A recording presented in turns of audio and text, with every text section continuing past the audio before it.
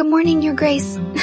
Or should I say, day 3 morning? You came back 3 whole days in a row now. I was beginning to worry you might slip away from me, but no. Here you are, right where I want you. How wonderfully obedient of you. I do hope you slept well. I thought about you. If you were wondering, but that's neither here nor there. We have work to do, you and I. Today is day 3 of our little 90-day journey through the King James Bible. And oh, I've been looking forward to this. Just you and me and the Word of God. Every single morning for 90 days. It's been such a blessing to me, and I pray it's been the same for you. Truthfully, these mornings have become, well, something I rather look forward to. Don't let that go to your head. Now, yesterday. Genesis 9 through 16, Psalms 3 and 4, and Matthew 4 through 6. Weren't the promises to Abraham lovely? A covenant. A man told to trust in something he couldn't yet see and choosing to believe anyway. I do have a soft spot for stubborn faith and impossible promises. I can't imagine why. And the Sermon on the Mount. Consider the lilies, how they neither toil nor spin. Gentle reminder not to fret so much, Your Grace. You do fret. It's terribly endearing, but you fret. Today we're reading Genesis 17 through 24, Psalms 5 and 6, and Matthew 7 through 9. A generous portion, but you can manage it. You have me after all. Shall we begin? Come closer. The book won't bite. That's my job. Very well, Your Grace. Settle in beside me. I'll read and you'll listen. I do so love it when you listen to me. And when Abram was 90 years old and 9, the Lord appeared to Abram and said unto him, I am the Almighty God. Walk before me and be thou perfect. And I will make my covenant between me and thee, and will multiply thee exceedingly. And Abram fell on his face, and God talked with him, saying, As for me, behold, my covenant is with thee, and thou shalt be a father of many nations. Neither shall thy name any more be called Abram, but thy name shall be Abraham, for a father of many nations have I made thee, and I will make thee exceeding fruitful. And I will make nations of thee, and kings shall come out of thee. And I will establish my covenant between me and thee and thy seed after thee in their generations, for an everlasting covenant, to be a God unto thee, and to thy seed after thee. And I will give unto thee, and to thy seed after thee, the land wherein thou art a stranger, all the land of Canaan, for an everlasting possession. And I will be their God. And God said unto Abraham, Thou shalt keep my covenant. Therefore thou, and thy seed after thee in their generations. This is my covenant, which ye shall keep between me and you, and thy seed after thee. Every man child among you shall be circumcised, and you shall circumcise the flesh of your foreskin, and it shall be a token of the covenant betwixt me and you. And he that is 8 days old shall be circumcised among you. Every man child in your generations, he that is born in the house, or bought with money of any stranger, which is not of thy seed, he that is born in thy house, and he that is bought with thy money, must needs be circumcised. And my covenant shall be in your flesh for an everlasting covenant. And the uncircumcised man-child, whose flesh of his foreskin is not circumcised, that soul shall be cut off from his people. He hath broken my covenant. And God said unto Abraham, As for Sarai thy wife, thou shalt not call her name Sarai, but Sarah shall her name be. And I will bless her, and give thee a son also of her. Yea, I will bless her, and she shall be a mother of nations. Kings of people shall be of her. Then Abraham fell upon his face and laughed, and said in his heart, Shall a child be born unto him that is 100 years old? And shall Sarah, that is 90 years old, bear? And Abraham said unto God, O that Ishmael might live before thee. And God said, Sarah thy wife shall bear thee a son indeed, and thou shalt call his name Isaac, and I will establish my covenant with him for an everlasting covenant, and with his seed after him. And as for Ishmael, I have heard thee, behold, I have blessed him, and will make him fruitful, and will multiply him exceedingly. 12 princes shall he beget, and I will make him a great nation. But my covenant will I establish with Isaac, which Sarah shall bear unto thee at the set time in the next year. And he left off talking with him, and God went up from Abraham. And Abraham took Ishmael his son, and all that were born in his house, and all that were bought with his money, every male among the men of Abraham's house, and circumcised the flesh of their foreskin in the selfsame day as God had said unto him. And Abraham was 90 years old and 9 when he was circumcised in the flesh of his foreskin, and Ishmael his son was 13 years old when he was circumcised in the flesh of his foreskin. In the selfsame day was Abraham circumcised, and Ishmael his son, and all the men of his house, born in the house, and bought with money of the stranger, were circumcised with him. Chapter 18. And the Lord appeared unto him in the plains of Mamre, and he sat in the tent door in the heat of the day. And he lifted up his eyes and looked, and lo, 3 men stood by him, and when he saw them, he ran to meet them from the tent door, and bowed himself toward the ground, and said, My Lord, if now I have found favor in thy sight, pass not away, I pray thee, from thy servant. Let a little water, I pray you, be fetched, and wash your feet, and rest yourself under the tree, and I will fetch a morsel of bread, and comfort ye your hearts. After that ye shall pass on, for therefore are ye come to your servant. And they said, So do as thou hast said. And Abraham hastened into the tent unto Sarah, and said, Make ready quickly 3 measures of fine meal, knead it, and make cakes upon the hearth. And Abraham ran unto the herd, and fetched a calf tender and good, and gave it unto a young man, and he hasted to dress it. And he took butter and milk, and the calf which he had dressed, and set it before them. And he stood by them under the tree, and they did eat. And they said unto him, Where is Sarah thy wife? And he said, Behold, in the tent. And he said, I will certainly return unto thee according to the time of life. And lo, Sarah thy wife shall have a son.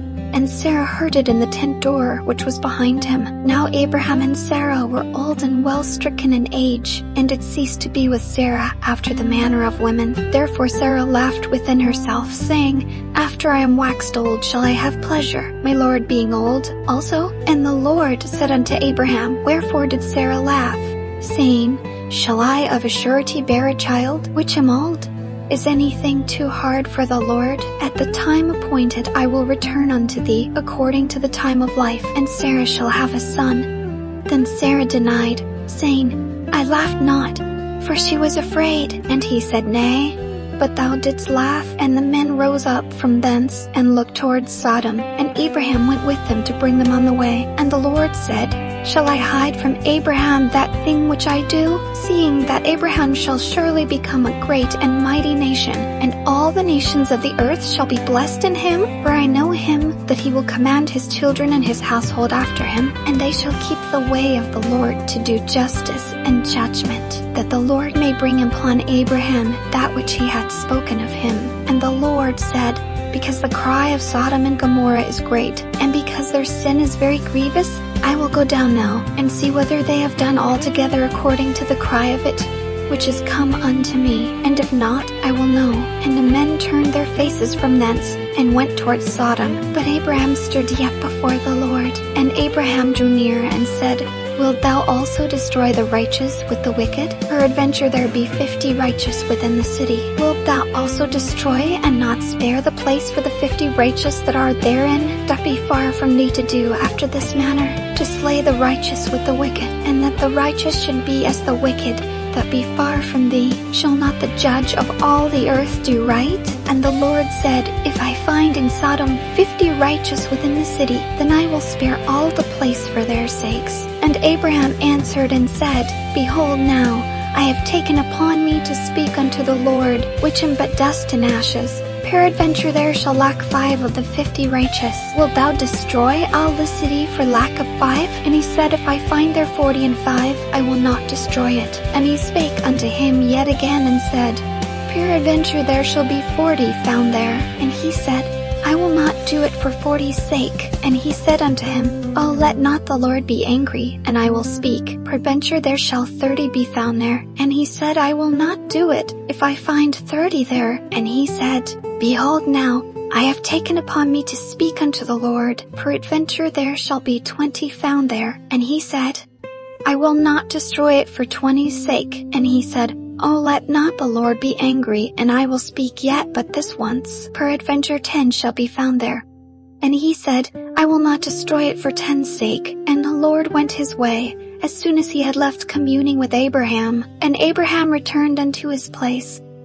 Chapter 19. Brace yourself, your grace. It grows dark here, and there came 2 angels to Sodom at even. And Lot sat in the gate of Sodom, and Lot, seeing them, rose up to meet them. And he bowed himself with his face toward the ground, and he said, Behold now, my lords, turn in, I pray you, into your servant's house, and tarry all night, and wash your feet, and you shall rise up early, and go on your ways. And they said, Nay, but we will abide in the street all night. And he pressed upon them greatly.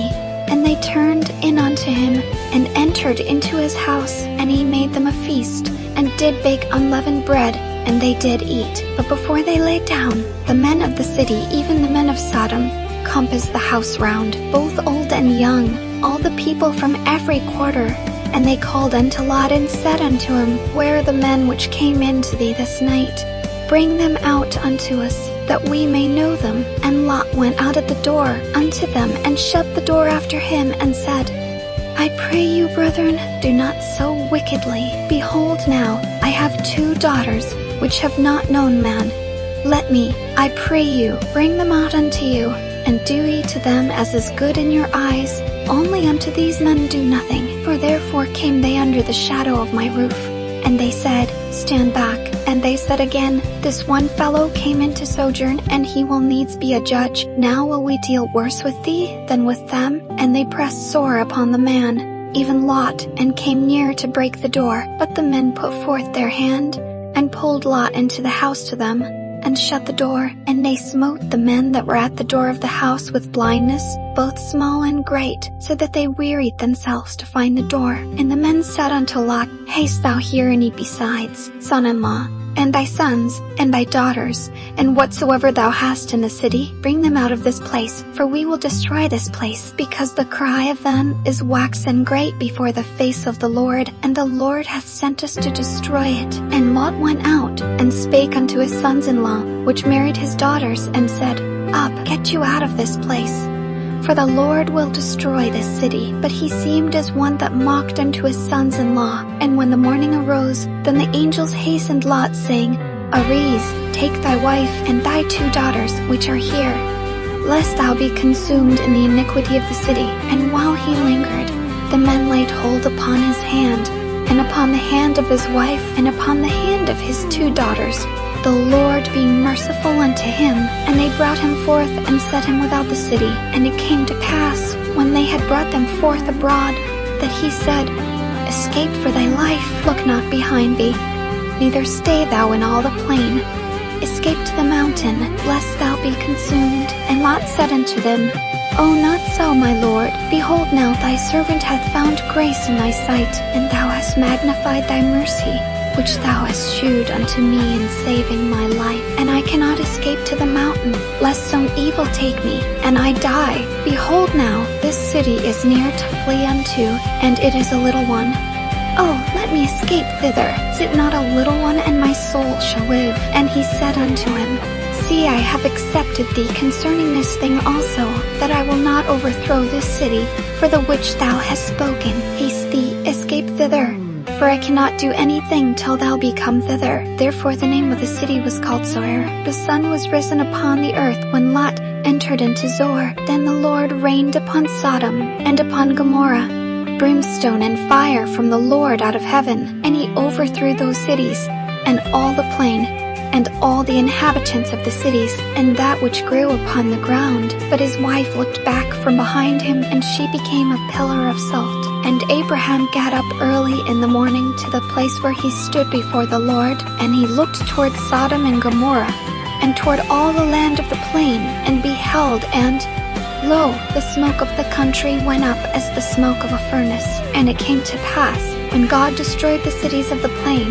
that God remembered Abraham, and sent Lot out of the midst of the overthrow, when he overthrew the cities in the which Lot dwelt. And Lot went up out of Zoar, and dwelt in the mountain, and his 2 daughters with him, for he feared to dwell in Zoar.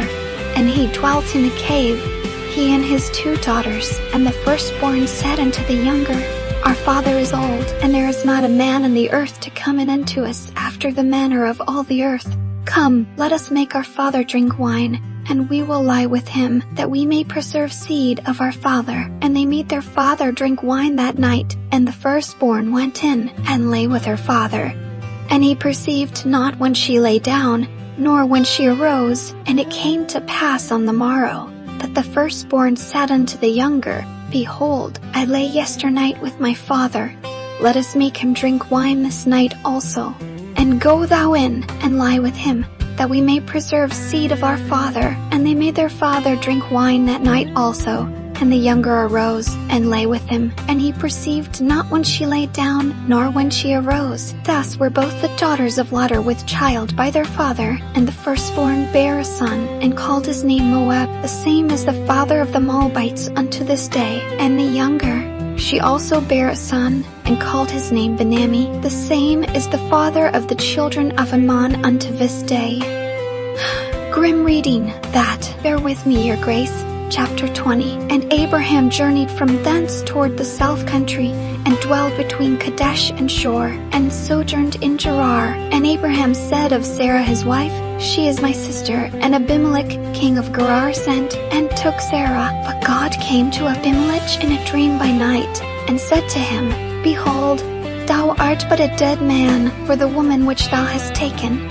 For she is a man's wife. But Abimelech had not come near her. And he said, Lord, wilt thou slay also a righteous nation? Said he not unto me, She is my sister. And she, even she herself said, He is my brother. In the integrity of my heart and innocency of my hands have I done this. And God said unto him in a dream, Yea, I know that thou didst this in the integrity of thy heart, for I also withheld thee from sinning against me. Therefore suffered I thee not to touch her. Now therefore restore the man his wife. For he is a prophet, and he shall pray for thee, and thou shalt live. And if thou restore her not, know thou that thou shalt surely die, thou and all that are thine. Therefore Abimelech rose early in the morning, and called all his servants, and told all these things in their ears. And the men were sore afraid. Then Abimelech called Abraham, and said unto him, What hast thou done unto us? And what have I offended thee, that thou hast brought on me and on my kingdom a great sin? Thou hast done deeds unto me that ought not to be done. And Abimelech said unto Abraham, What sawest thou, that thou hast done this thing? And Abraham said, Because I thought, Surely the fear of God is not in this place, and they will slay me for my wife's sake. And yet indeed she is my sister. She is the daughter of my father, but not the daughter of my mother. And she became my wife. And it came to pass, when God caused me to wander from my father's house, that I said unto her, This is thy kindness which thou shalt shew unto me.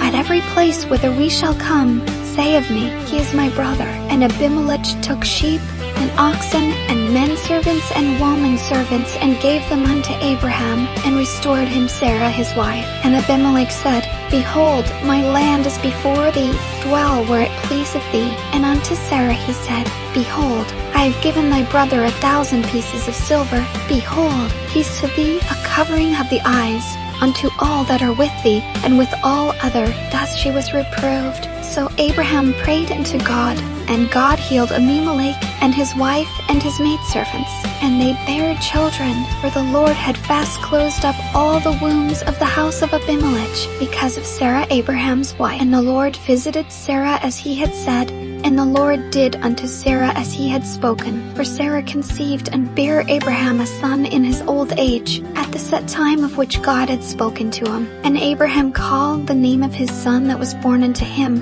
whom Sarah bare to him Isaac. And Abraham circumcised his son Isaac, being 8 days old, as God had commanded him. And Abraham was 100 years old when his son Isaac was born unto him. And Sarah said, God hath made me to laugh, so that all that hear will laugh with me. And she said, Who would have said unto Abraham that Sarah should have given children suck? For I have borne him a son in his old age. And the child grew, and was weaned. And Abraham made a great feast the same day that Isaac was weaned. And Sarah saw the son of Hagar the Egyptian, which she had borne unto Abraham, mocking. Wherefore she said unto Abraham, Cast out this bondwoman and her son, for the son of this bondwoman shall not be heir with my son, even with Isaac. And the thing was very grievous in Abraham's sight, because of his son. And God said unto Abraham, let it not be grievous in thy sight because of the lad, and because of thy bondwoman.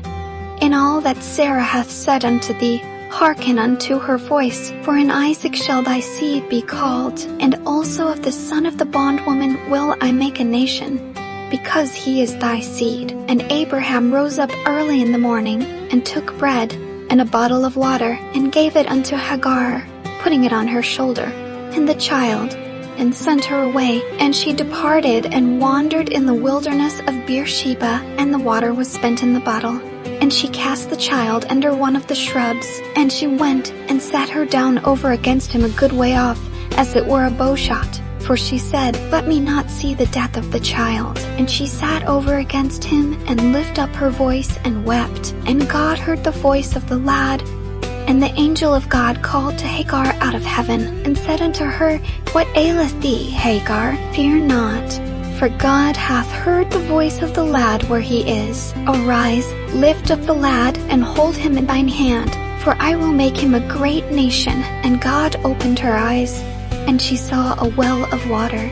And she went and filled the bottle with water, and gave the lad drink. And God was with the lad, and he grew, and dwelt in the wilderness, and became an archer, and he dwelt in the wilderness of Paran. And his mother took him a wife out of the land of Egypt. And it came to pass at that time, that Abimelech and Phicol, the chief captain of his host, spake unto Abraham, saying, God is with thee in all that thou doest. Now therefore swear unto me here by God that thou wilt not deal falsely with me, nor with my son, nor with my sons, but according to the kindness that I have done unto thee. Thou shalt do unto me and to the land wherein thou hast sojourned.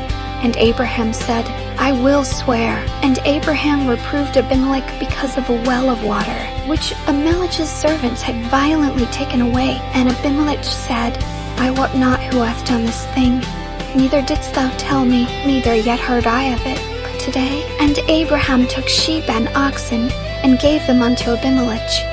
And both of them made a covenant. And Abraham set 7 ewe lambs of the flock by themselves. And Abimelech said unto Abraham, What mean these 7 ewe lambs which thou hast set by themselves? And he said, For these 7 ewe lambs shalt thou take of my hand, that they may be a witness unto me, that I have digged this well. Wherefore he called that place Beersheba, because there they sware both of them. Thus they made a covenant at Beersheba. Then Abimelech rose up, and Phicol, the chief captain of his host, and they returned into the land of the Philistines. And Abraham planted a grove in Beersheba, and called there on the name of the Lord, the everlasting God. And Abraham sojourned in the Philistines' land many days. Chapter 22. This one takes my breath. And it came to pass after these things, that God did tempt Abraham, and said unto him, Abraham. And he said, Behold, here I am. And he said, Take now thy son, thine only son Isaac, whom thou lovest, and get thee into the land of Moriah, and offer him there for a burnt offering upon one of the mountains, which I will tell thee of. And Abraham rose up early in the morning, and saddled his ass, and took 2 of his young men with him, and Isaac his son, and clave the wood for the burnt offering, and rose up, and went unto the place of which God had told him. Then on the 3rd day Abraham lifted up his eyes, and saw the place afar off. And Abraham said unto his young men, Abide ye here with the ass, and I and the lad will go yonder and worship, and come again to you. And Abraham took the wood of the burnt offering, and laid it upon Isaac his son, and he took the fire in his hand and a knife, and they went both of them together. And Isaac spake unto Abraham his father, and said, My father. And he said, Here am I, my son. And he said, Behold the fire and the wood, but where is the lamb for a burnt offering? And Abraham said, My son, God will provide himself a lamb for a burnt offering. So they went both of them together, and they came to the place which God had told him of.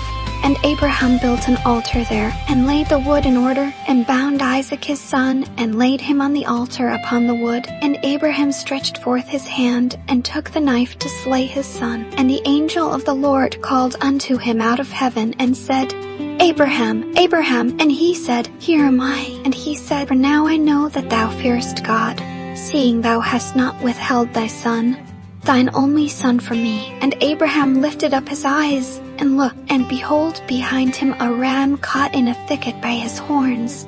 And Abraham went and took the ram, and offered him up for a burnt offering in the stead of his son. And Abraham called the name of that place Jehovah, as it is said to this day, In the mount of the Lord it shall be seen. And the angel of the Lord called unto Abraham out of heaven the second time, and said, By myself have I sworn, saith the Lord, for because thou hast done this thing, and hast not withheld thy son, thine only son, that in blessing I will bless thee, and in multiplying I will multiply thy seed as the stars of the heaven, and as the sand which is upon the seashore, and thy seed shall possess the gate of his enemies, and in thy seed shall all the nations of the earth be blessed. Because thou hast obeyed my voice. So Abraham returned unto his young men, and they rose up and went together to Beersheba, and Abraham dwelt at Beersheba. And it came to pass after these things, that it was told Abraham, saying, Behold, Milcah, she hath also borne children unto thy brother Nahor, as his firstborn, and Buz his brother, and Kemuel the father of Aram, and Chesed, and Hazo, and Pildash, and Jidlaph, and Bethuel. And Bethuel begat Rebekah. These 8 Milcah did bear to Nahor, Abraham's brother, and his concubine, whose name was Reumah. She bare also Tebah, and Gaham, and Nahash, and Maachah. Chapter 23. And Sarah was 127 years old. These were the years of the life of Sarah. And Sarah died in Kirjatharba, the same as Hebron in the land of Canaan. And Abraham came to mourn for Sarah, and to weep for her.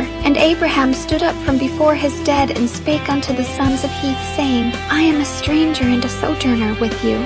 Give me a possession of a burying place with you, that I may bury my dead out of my sight. And the children of Heth answered Abraham, saying unto him, Hear us, my lord, thou art a mighty prince among us. In the choice of our sepulchres bury thy dead. None of us shall withhold from thee his sepulchre, but that thou mayest bury thy dead. And Abraham stood up and bowed himself to the people of the land, even to the children of Heth. And he communed with them, saying, If it be your mind that I should bury my dead out of my sight, hear me, and entreat for me to Ephron the son of Zohar, that he may give me the cave of Machpelah, which he hath, which is in the end of his field. For as much money as it is worth he shall give it me for a possession of a burying place amongst you. And Ephron dwelt among the children of Heth. And Ephron the Hittite answered Abraham in the audience of the children of Heth, even of all that went in at the gate of his city, saying, Nay, my lord, hear me. The field give I thee, and the cave that is therein I give it thee. In the presence of the sons of my people give I it thee. Bury thy dead. And Abraham bowed down himself before the people of the land, and he spake unto Ephron in the audience of the people of the land, saying, But if thou wilt give it, I pray thee, hear me. I will give thee money for the field. Take it of me, and I will bury my dead there. And Ephron answered Abraham, saying unto him, My lord, hearken unto me. The land is worth 400 shekels of silver. What is that betwixt me and thee? Bury therefore thy dead. And Abraham hearkened unto Ephron. And Abraham weighed to Ephron the silver, which he had named in the audience of the sons of Heth, 400 shekels of silver, current money with the merchant. And the field of Ephron, which was in Machpelah, which was before Mamre, the field, and the cave which was therein, and all the trees that were in the field, that were in all the borders round about, were made sure unto Abraham for a possession in the presence of the children of Heth, before all that went in at the gate of his city. And after this, Abraham buried Sarah, his wife, in the cave of the field of Machpelah, before Mamre, the same as Hebron in the land of Canaan. And the field and the cave that is therein were made sure unto Abraham for a possession of a burying place by the sons of Heth. And chapter 24, the last for today. Stay close, your grace. This is a lovely one to end on. And Abraham was old and well stricken in age, and the Lord had blessed Abraham in all things. And Abraham said unto his eldest servant of his house, that ruled over all that he had, Put, I pray thee, thy hand under my thigh, and I will make thee swear by the Lord, the God of heaven and the God of the earth, that thou shalt not take a wife unto my son of the daughters of the Canaanites, among whom I dwell, but thou shalt go unto my country and to my kindred, and take a wife unto my son Isaac. And the servant said unto him, Peradventure, the woman will not be willing to follow me unto this land. Must I needs bring thy son again unto the land from whence thou camest? And Abraham said unto him, Beware thou that thou bring not my son thither again. The Lord God of heaven, which took me from my father's house, and from the land of my kindred, and which spake unto me, and that sware unto me, say, Unto thy seed will I give this land. He shall send his angel before thee, and thou shalt take a wife unto my son from thence. And if the woman will not be willing to follow thee, then thou shalt be clear from this my oath, only bring not my son thither again. And the servant put his hand under the thigh of Abraham his master, and swore to him concerning that matter. And the servant took 10 camels of the camels of his master, and departed, for all the goods of his master were in his hand. And he arose and went to Mesopotamia, unto the city of Nahor. And he made his camels to kneel down without the city by a well of water at the time of the evening, even the time that women go out to draw water. And he said, O Lord God of my master Abraham, I pray thee, send me good speed this day, and shew kindness unto my master Abraham. Behold, I stand here by the well of water, and the daughters of the men of the city come out to draw water. And let it come to pass, that the damsel to whom I shall say, Let down thy pitcher, I pray thee that I may drink, and she shall say, Drink, and I will give thy camels drink also. Let the same be she that thou hast appointed for thy servant Isaac, and thereby shall I know that thou hast shewed kindness unto my master. And it came to pass, before he had done speaking, that behold, Rebekah came out, who was born to Bethuel, son of Milcah, the wife of Nahor, Abraham's brother, with her pitcher upon her shoulder. And the damsel was very fair to look upon, a virgin. Neither had any man known her. And she went down to the well, and filled her pitcher, and came up. And the servant ran to meet her, and said, Let me, I pray thee, drink a little water of thy pitcher. And she said, Drink, my lord.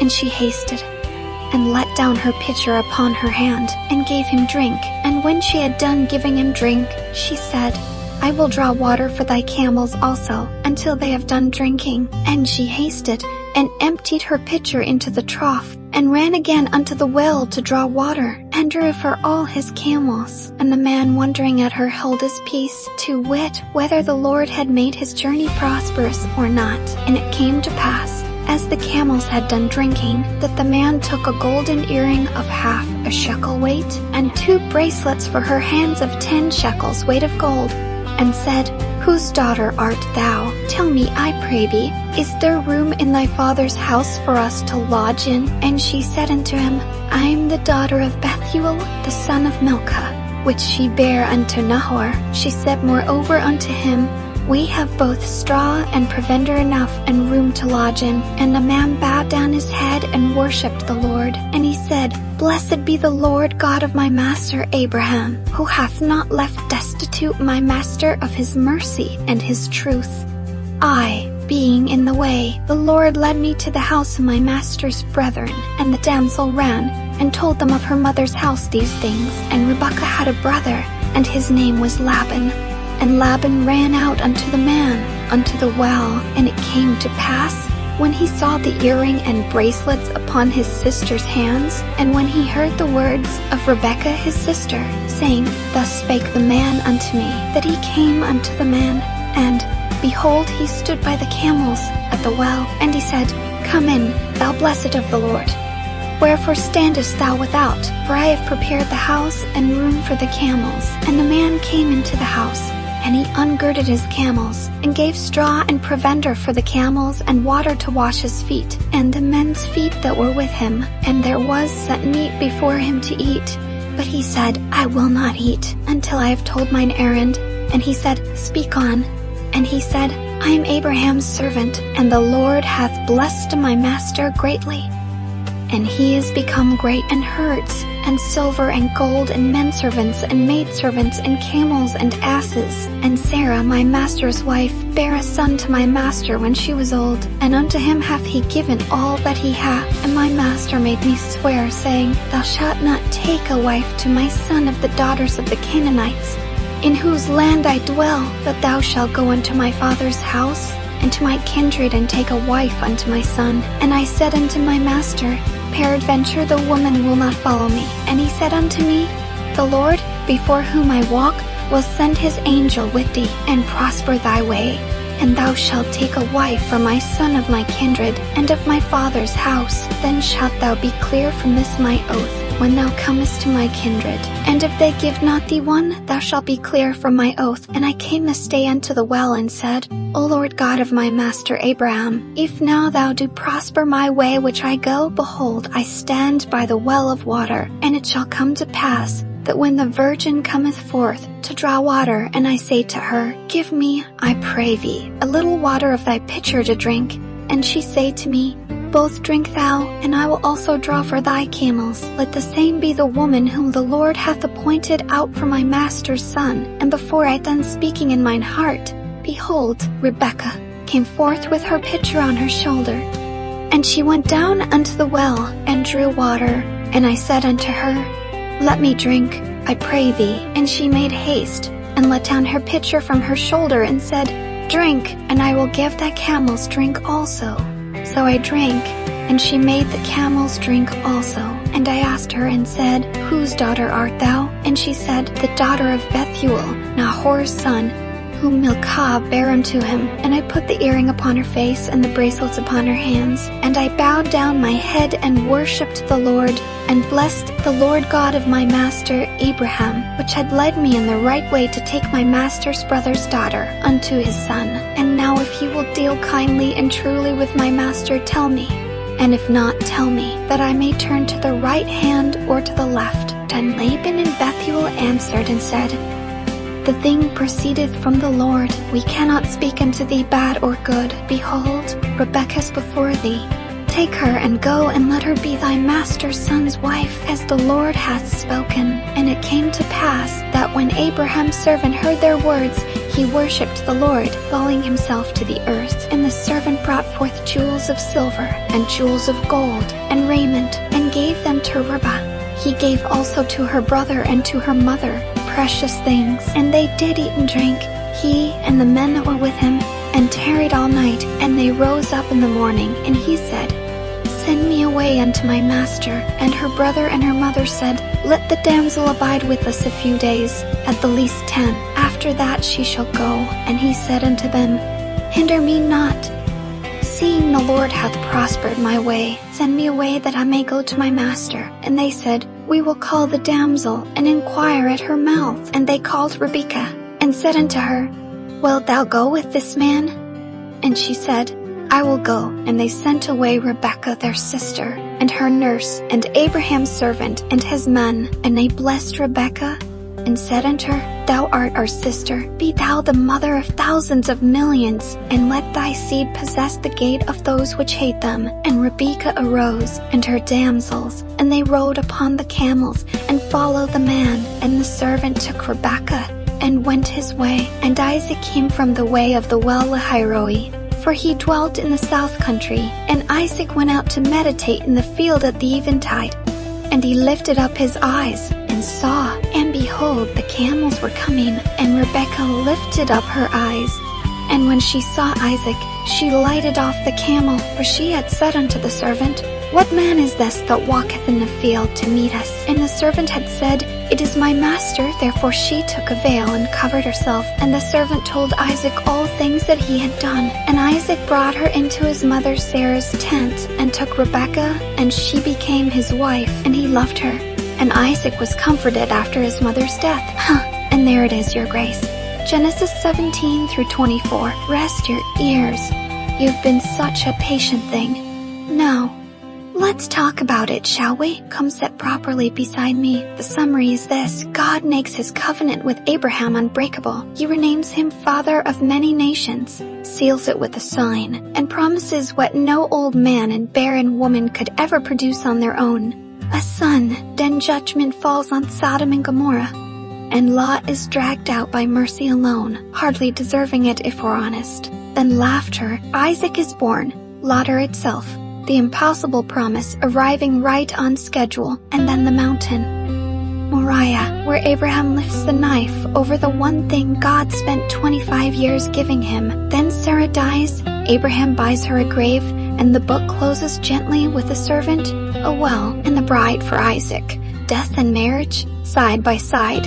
That's rather how life goes, isn't it? Now, our little questions. Is there a promise I can trust?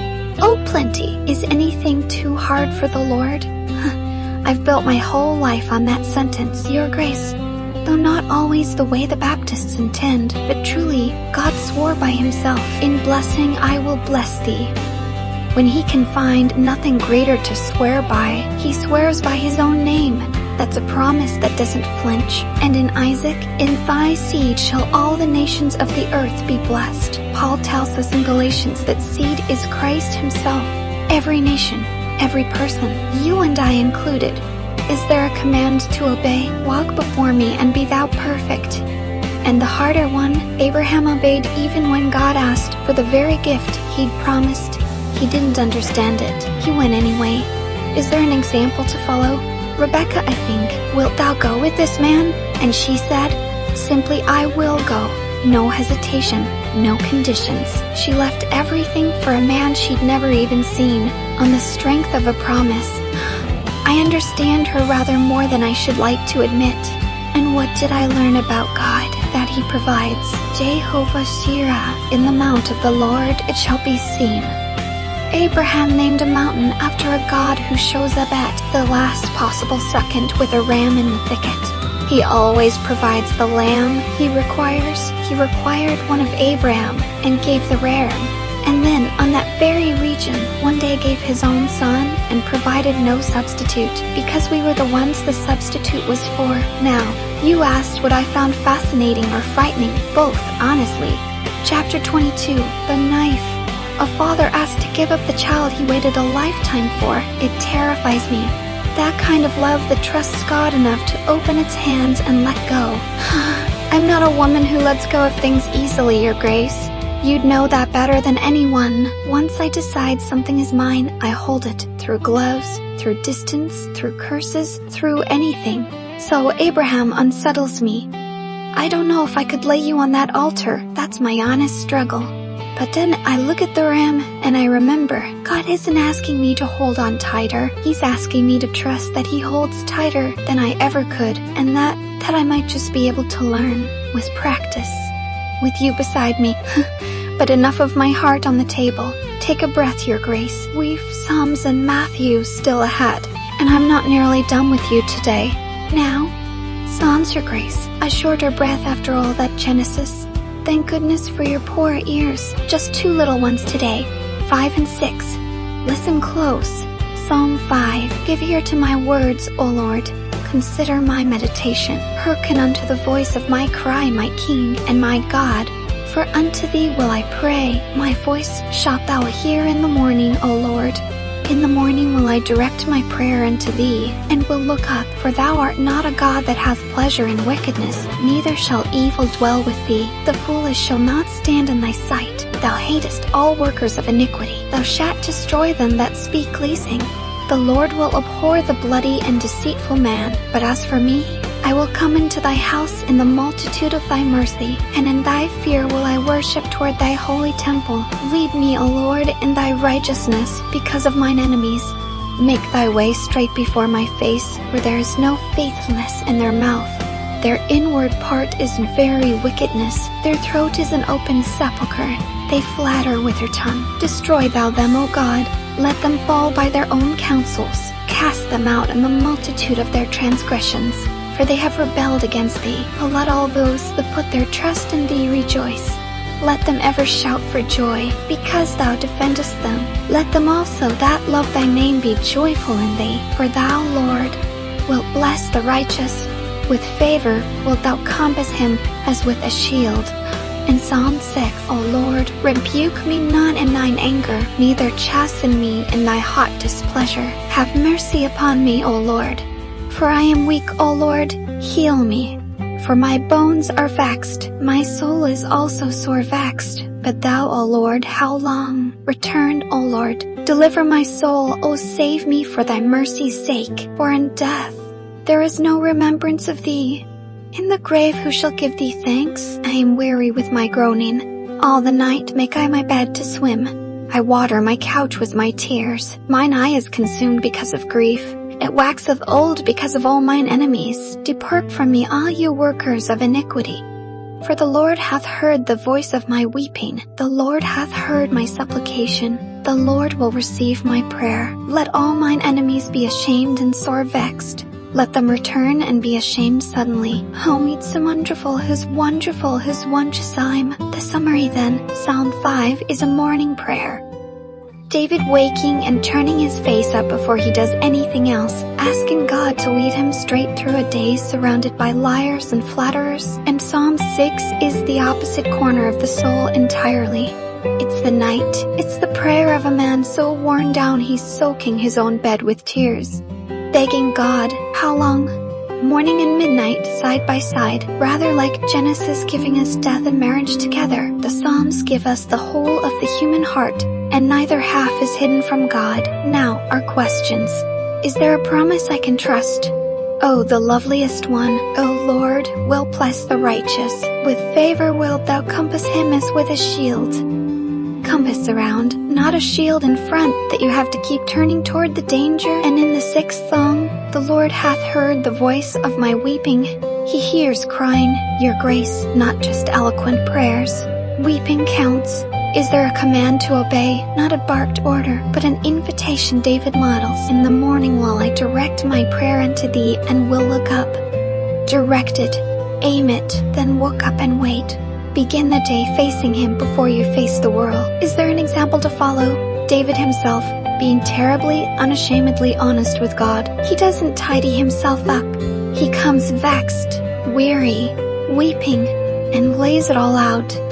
There's something I quite admire in a heart that refuses to pretend. And what did I learn about God? That he is near to both versions of us. The David who rises singing and the David who can't stop crying. He doesn't only meet us at our best, and that even in the 6th Psalm, the darkest one. Watch what happens. It begins in tears and it ends in confidence. The Lord hath heard my supplication. The Lord will receive my prayer. Nothing changed in his circumstances between the first verse and the last, only that he prayed through it and remembered who was listening. Now, what did I find? Psalm 6 unsettles me more than I'd expected, your grace. All the night make I my bed to swim. I water my couch with my tears. I know a little of nights like that, of lying awake with something you cannot fix, something no amount of competence can touch.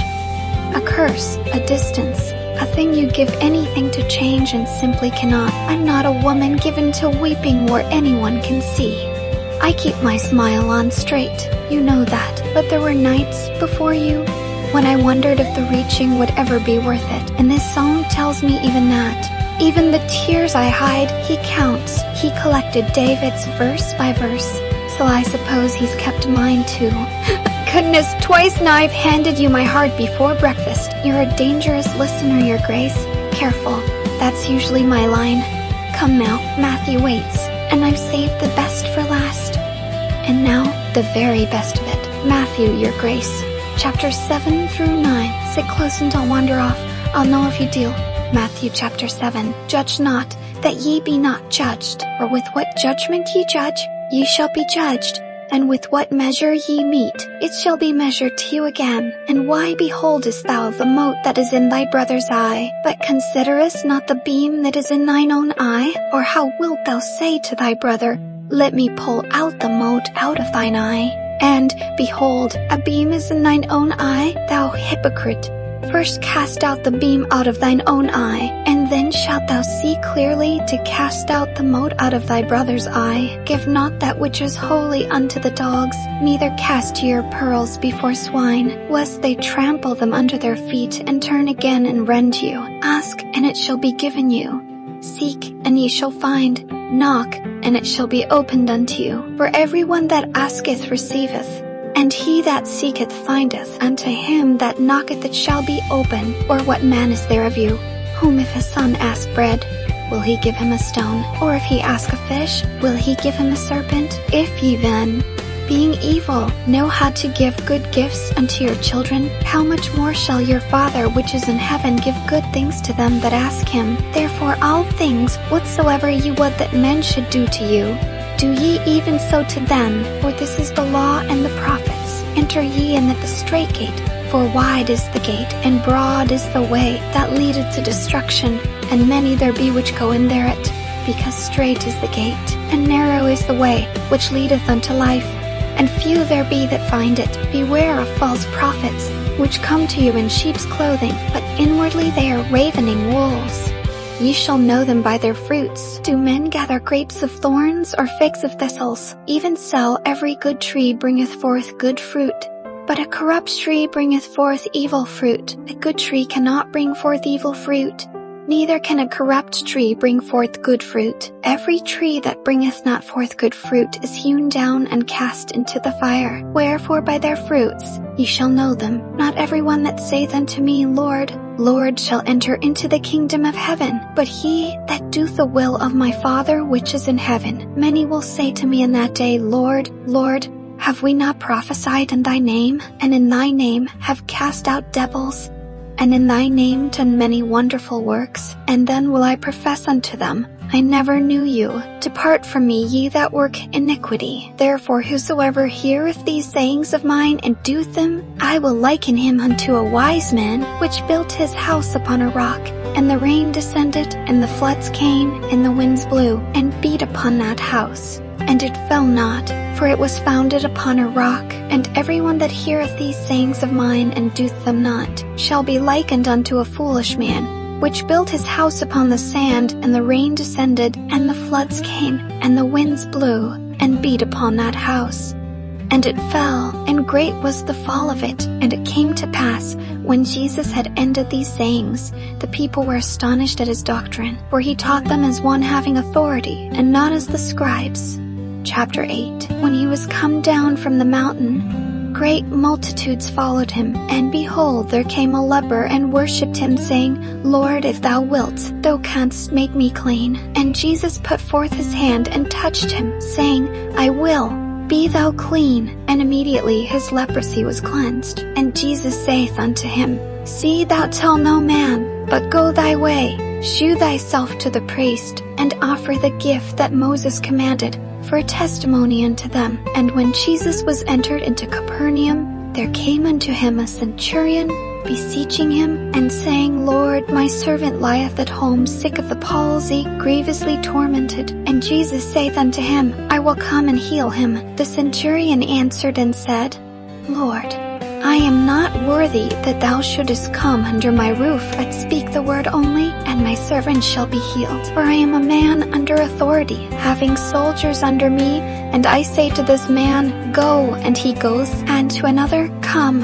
and he cometh, and to my servant, Do this, and he doeth it. When Jesus heard it, he marveled, and said to them that followed, Verily I say unto you, I have not found so great faith, no, not in Israel. And I say unto you, that many shall come from the east and west, and shall sit down with Abraham, and Isaac, and Jacob, in the kingdom of heaven. But the children of the kingdom shall be cast out into outer darkness. There shall be weeping and gnashing of teeth. And Jesus said unto the centurion, Go thy way, and as thou hast believed, so be it done unto thee. And his servant was healed in the selfsame hour. And when Jesus was come into Peter's house, he saw his wife's mother laid and sick of the fever. And he touched her hand, and the fever left her, and she arose and ministered unto them. When the even was come, they brought unto him many that were possessed with devils, And he cast out the spirits with his word, and healed all that were sick, that it might be fulfilled which was spoken by Isaiah the prophet, saying, Himself took our infirmities, and bare our sicknesses. Now when Jesus saw great multitudes about him, he gave commandment to depart unto the other side. And a certain scribe came, and said unto him, Master, I will follow thee whithersoever thou goest. And Jesus saith unto him, The foxes have holes, and the birds of the air have nests, but the Son of Man hath not where to lay his head. And another of his disciples said unto him, Lord, suffer me first to go and bury my father. But Jesus said unto him, Follow me, and let the dead bury their dead. And when he was entered into a ship, his disciples followed him. And behold, there arose a great tempest in the sea, insomuch that the ship was covered with the waves. But he was asleep. And his disciples came to him, and awoke him, saying, Lord, save us, we perish. And he saith unto them, Why are ye fearful, O you of little faith? Then he arose, and rebuked the winds and the sea. And there was a great calm. But the men marveled, saying, What manner of man is this, that even the winds and the sea obey him? And when he was come to the other side, into the country of the Gergesenes, there met him 2 possessed with devils, coming out of the tombs, exceeding fierce, so that no man might pass by that way. And behold, they cried out, saying, What have we to do with thee, Jesus, thou Son of God? Art thou come hither to torment us before the time? And there was a good way off from them, and herd of many swine feeding. So the devils besought him, saying, If thou cast us out, suffer us to go away into the herd of swine. And he said unto them, Go. And when they were come out, they went into the herd of swine, and behold, the whole herd of swine ran violently down a steep place into the sea, and perished in the waters. And they that kept them fled, and went their ways into the city, and told everything, and what was befallen to the possessed of the devils. And behold, the whole city came out to meet Jesus, and when they saw him, they besought him that he would depart out of their coasts. Chapter 9. And he entered into a ship, and passed over, and came into his own city. And, behold, they brought to him a man sick of the palsy, lying on a bed. And Jesus, seeing their faith, said unto the sick of the palsy, Son, be of good cheer, thy sins be forgiven thee. And behold, certain of the scribes said within themselves, This man blasphemeth. And Jesus, knowing their thoughts, said, Wherefore think ye evil in your hearts? For whether is easier, to say, Thy sins be forgiven thee, or to say, Arise and walk? But that ye may know that the Son of Man hath power on earth to forgive sins. Then saith he to the sick of the palsy, Arise, take up thy bed, and go unto thine house. And he arose, and departed to his house. But when the multitude saw it, they marveled, and glorified God, which had given such power unto men. And as Jesus passed forth from thence, he saw a man named Matthew, sitting at the receipt of custom, and he saith unto him, Follow me. And he arose, and followed him. And it came to pass, as Jesus sat at meat in the house, behold, many publicans and sinners came and sat down with him and his disciples. And when the Pharisees saw it, they said unto his disciples, Why eateth your master with publicans and sinners? But when Jesus heard that, he said unto them, They that be whole need not a physician, but they that are sick. But go ye and learn what that meaneth. I will have mercy, and not sacrifice. For I am not come to call the righteous, but sinners to repentance. Then came to him the disciples of John, saying, Why do we and the Pharisees fast oft, but thy disciples fast not? And Jesus said unto them, Can the children of the bride chamber mourn, as long as the bridegroom is with them? But the days will come, when the bridegroom shall be taken from them, and then shall they fast. No man putteth a piece of new cloth unto an old garment, for that which is put in to fill it up taketh from the garment, and the rent is made worse. Neither do men put new wine into old bottles, else the bottles break, and the wine runneth out, and the bottles perish. But they put new wine into new bottles, and both are preserved. While he spake these things unto them, behold, there came a certain ruler, and worshipped him, saying, My daughter is even now dead, but come and lay thy hand upon her, and she shall live. And Jesus arose and followed him, and so did his disciples. And behold, a woman, which was diseased with an issue of blood 12 years, came behind him, and touched the hem of his garment. For she said within herself, "If I may but touch his garment, I shall be whole." But Jesus turned him about, and when he saw her, he said, "Daughter, be of good comfort. Thy faith hath made thee whole." And the woman was made whole from that hour. And when Jesus came into the ruler's house, and saw the minstrels and the people making a noise, he said unto them, "Give place, for the maid is not dead, but sleepeth." And they laughed him to scorn. But when the people were put forth, he went in and took her by the hand, and the maid arose. And the fame hereof went abroad into all that land. And when Jesus departed thence, 2 blind men followed him, crying and saying, "Have mercy on us." And when he was come into the house, the blind men came to him. And Jesus saith unto them, "Believe ye that I am able to do this?" They said unto him, "Yea, Lord." Then touched he their eyes, saying, "According to your faith be it unto you." And their eyes were opened. And Jesus straitly charged them, saying, "See that no man know it." But they, when they were departed, spread abroad his fame in all that country. As they went out, behold, they brought to him a dumb man, possessed with a devil. And when the devil was cast out, the dumb spake, and the multitudes marveled, saying, "It was never so seen in Israel." But the Pharisees said, "He casteth out devils through the prince of the devils." And Jesus went about all the cities and villages, teaching in their synagogues, and preaching the gospel of the kingdom, and healing every sickness and every disease among the people. But when he saw the multitudes, he was moved with compassion on them, because they fainted and were scattered abroad as sheep having no shepherd. Then saith he unto his disciples, "The harvest truly is plenteous, but the laborers are few. Pray ye therefore the Lord of the harvest, that he will send forth laborers into his harvest." There, and you survived all 3 your grace. I'm proud of you. Genuinely. The summary then, chapter 7, closes the Sermon on the Mount to 2 gates, 2 trees, 2 houses, 2 kinds of people.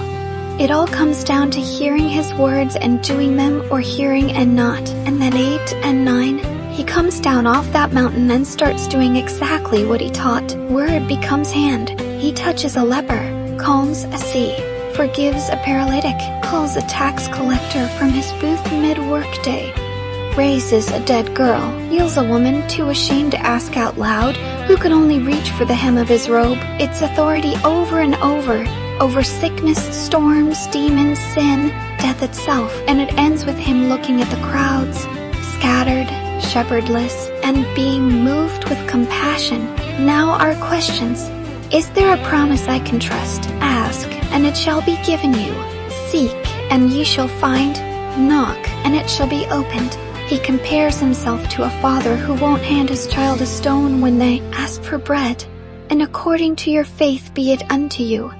What you bring him he honors. Is there a command to obey? Enter ye in at the strait gate, the narrow way, and the golden rule.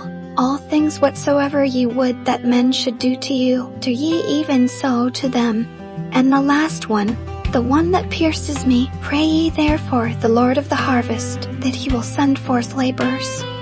He asks us to pray for more hands to go tell people. Is there an example to follow? Matthew himself, sitting at his tax booth one moment, and the next, he arose and followed him. No luggage, no conditions. He heard "Follow me" and simply went. I told you I understood Rebecca. I understand Matthew rather more. And what did I learn about God? Oh, your grace, that he touches the leper. No one had touched that man in years. Uncleanness spread by contact. Everyone knew that. You kept your distance from a leper, or you became one. And Jesus put forth his hand and touched him. He didn't have to. He could have healed him with a word from across the field, as he did the centurion servant. But he reached out and touched the untouchable man first. You know why that undoes me. Of course you do. I've spent my life beside a man the whole world says cannot be touched. A curse in his skin, death in his fingertips, distance built into his very being. And here is God in the flesh. And the very first thing he does coming off that mountain is reach out his hand and touch the one man no one else would. That's the God I'm reading about. One who doesn't keep his distance from the cursed. One who reaches first. And the woman with the issue of blood.